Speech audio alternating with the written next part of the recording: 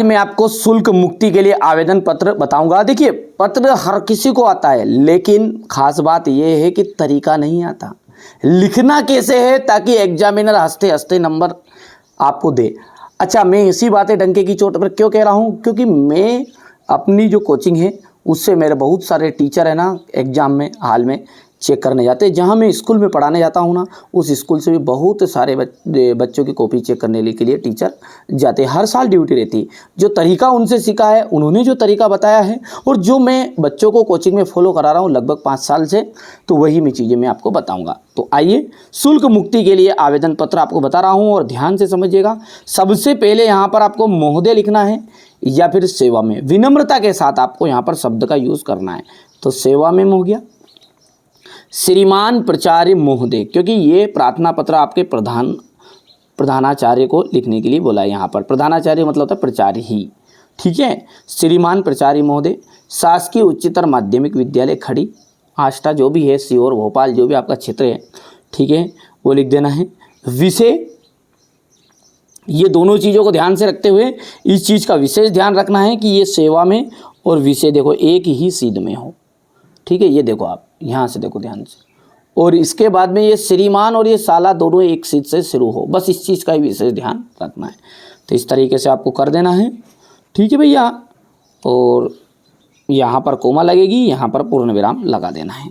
महोदय, साला ये विषय में आ जाएगा, साला शुल्क माफ करने हेतु आवेदन पत्र, ठीक है।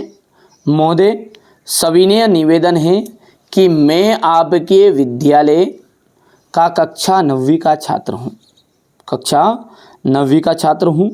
मेरे पिताजी एक स्थान पर प्राइवेट नौकरी करते हैं। मेरे पिताजी क्या करते हैं? एक स्थान पर प्राइवेट नौकरी करते हैं। वहाँ इतनी कम आय में परिवार का लालन पालन भी कठिनाई से करते हैं।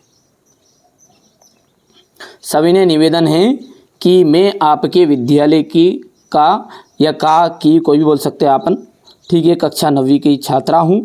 यहाँ पर देखिए की लगाओगे तो यहाँ पर छात्रा हूँ।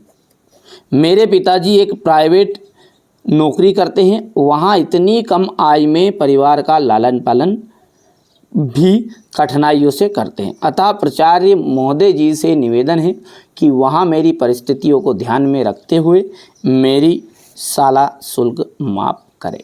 आपकी आज्ञाकारी शिष्या, क्योंकि यदि लड़कियों के बेस में लिखोगे तो इतना इस तरीके से लिखना है, और यहाँ पर आपको जो भी नाम लिख सकते हैं, जैसे यहाँ पर मैंने लिखा है मंजू, ठीक है, जो भी सरनेम है आपका, और आगे लिख सकते हैं। यहाँ पर दिनांक भी लिख सकते हैं आप चाहो तो, ठीक है भैया। ये तरीका है लिखने का। साला शुल्क मुक्ति की आवेदन पत्र मैंने आपको यहाँ पर बताया है। सिंपल से सिंपल तरीके से बताने का प्रयास किया है ताकि आप अच्छे नंबर प्राप्त करो, यही हमारा उद्देश्य है, ठीक है। ये हो गया इतना, और यहाँ पर है ये, ठीक है। चलिए तो आगे बढ़ते हैं।